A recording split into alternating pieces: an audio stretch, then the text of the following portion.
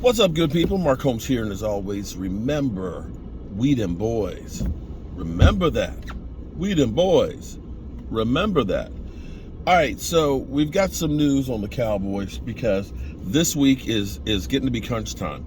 It is March 1st on Wednesday, the 2nd, 3 o'clock Eastern. The Combine will start with workouts on defensive linemen, the big nasties. You know I've got to be doing live. We'll be live during the Combine show. I know it's not exactly the most exciting thing in the world, but hey, it's what we got right now. That, and we got the XFL. That's propane tanks on the back that are rolling around. You know, I'm like Hank Hill. I ran out of propane yesterday for my fireside chat. Was trying it with a lighter. Wasn't the same effect. So got those refilled. Got to get some other supplies and things and get back to the man cave. But what has been crazy, as it always is with the Dallas Cowboys, is the Dak Prescott situation. You know, it's crazy because we have been very, very fortunate with the Dallas Cowboys. Some teams would be ecstatic to have a situation like the Cowboys did. Let's take the Commanders, for example. Since the Cowboys drafted Dak Prescott in the 4th round, they had Kirk Cousins, who they franchise tagged and eventually ended up going to Minnesota. He got a boatload of money from Minnesota and has, I think, one playoff win. I think he has a playoff win. I may be wrong. And it's still 1-8 against Dak Prescott. Okay. They signed to a $68 million contract, I think it was, Alex Smith.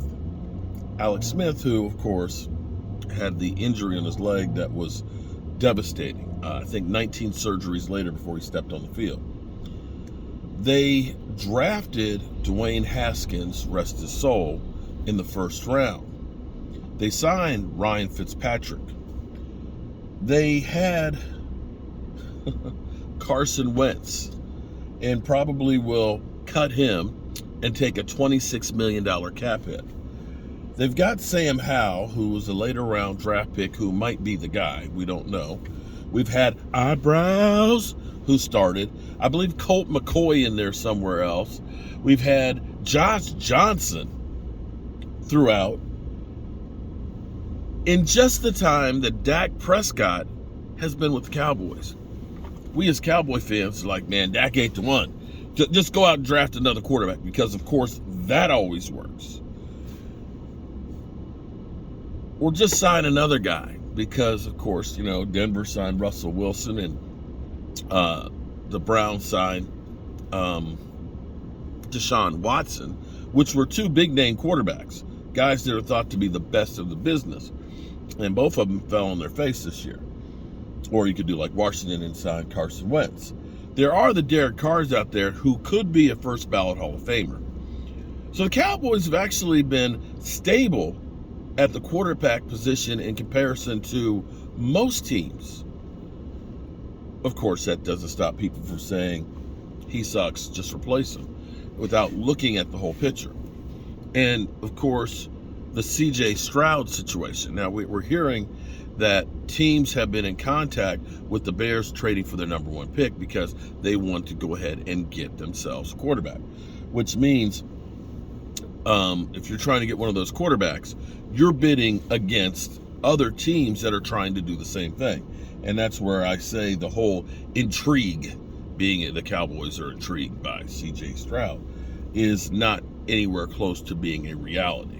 They probably will draft another quarterback like they have with Ben DiNucci, as well as other guys later in the draft, because you always want to have more bodies. And right now, Cooper Rush is gone to free agency, and hopefully he gets a big contract so we can get a compensatory pick.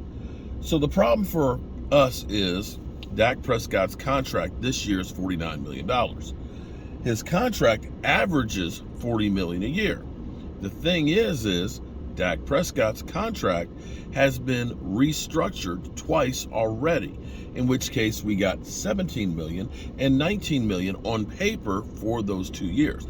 Hence, 2 years of Dak Prescott had only cost $38 million. And Stephen Jones has gone on and said that the Cowboys are working on an extension for Dak Prescott to give them cap relief this year. So that way they have some money to work with to sign their free agents and so on. And understand, this is the way it works. People are always focusing in like Skip Bayless that, that first year, Dak Prescott threw the Cowboys against the wall and took $75 million. Well, it wasn't, yes, true, signing bonus and so on. But when you think of the top 1% of 1% of any career, they're going to get paid. You take the top surgeons in the world, they're going to get paid. You take the top attorneys in the world, they're going to get paid. There's only so many. There's only 32 starting quarterbacks in the NFL, and not all of them are good. You take the top 15 of those, that's the top 15 in the world. So you have to understand that you're not dealing with you and me as a construction worker as far as compensation goes. But there's so many tools that the teams can use to their advantage. So people have been focusing in, well, Dak, $49 million is too much. It's too much because the Cowboys bought themselves some room those other years.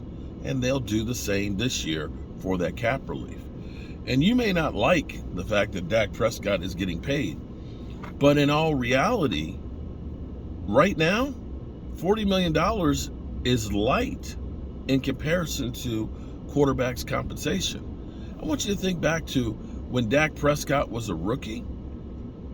When Dak Prescott was a rookie, I believe that Drew Brees was the highest paid quarterback in the NFL at $16 million a year, which was then beat by guys like Jimmy Garoppolo. Jimmy Garoppolo was the highest paid quarterback for a while. Kirk Cousins was the highest paid. Matt Ryan was the highest paid. Russell Wilson, and now currently Aaron Rodgers, who may be looking for $60 million. The reality is finding a quarterback, it ain't easy, bro. It ain't easy. You're actually better off, instead of saying, we got a good quarterback, but we're going to find a better one. You'd actually be better off building the team around them. It's a lot easier to find good wide receivers. There's a lot more of those than quarterbacks. It's a lot easier to find good offensive linemen. It's a lot more of those than quarterbacks, and so on. And that's the thing the Cowboys have to do if they want to be successful. All right, on to this stop. Peace.